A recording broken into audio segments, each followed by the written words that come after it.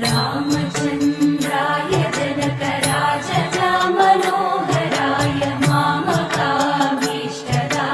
మహితమంగళం చారు కుంకుమోపేత చందనానుచర్చితాయ హారకటక శోభితాయ భూరి మంగళం. కృష్ణ ఇలా అంటున్నారు, ఓ అర్జున, ఈ భౌతిక శక్తి, సమస్త జీవరాశులు అండ్ నేచర్ నా నుండే వచ్చాయి. ఈ భౌతిక జగత్తులో జరిగే మార్పులకు కూడా నేనే కారణం.